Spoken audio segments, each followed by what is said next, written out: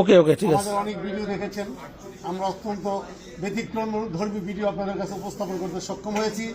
হযরত শাহজালাল আন্তর্জাতিক বিমানবন্দরে ঢাকা কাস্টমারদের পক্ষ থেকে আজকে নতুন অর্ডারের প্রেক্ষিতে আবার আমরা আমাদের একটা টিম নিয়ে প্রিভেন্টিভ আমরা এসেছি।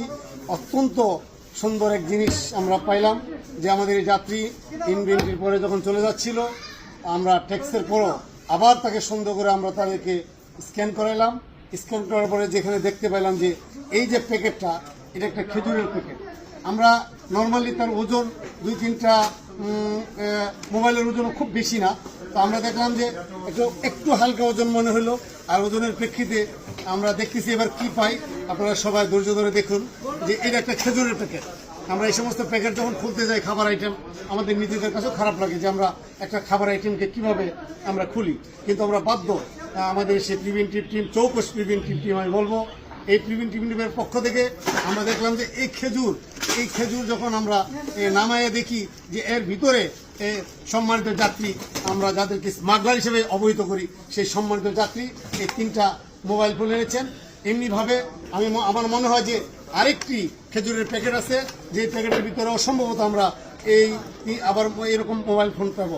আপনারা জানেন একটা মোবাইল ফোনের ট্যাক্স 25,000 টাকা, আর 10,000 টাকা, 15,000 টাকা, 3টা ধাপে আমাদের মোবাইল ফোনের উপর ট্যাক্স হয়। আমাদের সম্মানিত স্মাগলাররা এইভাবে আমাদেরকে সুকৌশলে ট্যাক্স ফাঁকি দেওয়ার জন্য এই বিভিন্ন কৌশলে তারা এরকম মোবাইলগুলো নিয়ে আসে।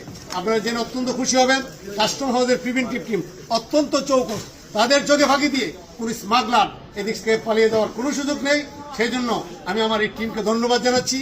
আর যারা সারা পৃথিবী থেকে এই স্মাগলারের সাথে সম্পৃক্ত, তাদেরকে আমরা পরিষ্কার ভাষায় সতর্ক করে দিতে চাই, আপনারা এই হ্যান্ড কার্যকলাপ থেকে পিছিয়ে যান। আমরা আরো বেশি সংঘবদ্ধ, আরো বেশি সক্রিয়।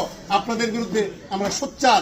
আপনারা কখনো স্মাগলিং করে আমাদের কাছে পার পাবেন না। যে কেউ হন না কেন, আমরা অত্যন্ত সচেতন, আমরা সোচ্চার। আপনারা এই কাজ আর করবেন না।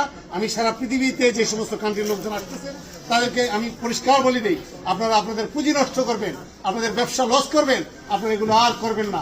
দেশের প্রতি একটু মিনিমাম মায়া, সচেতনতা দেখান। আমরা কিন্তু সচেতন আছি। ধন্যবাদ আপনাদের।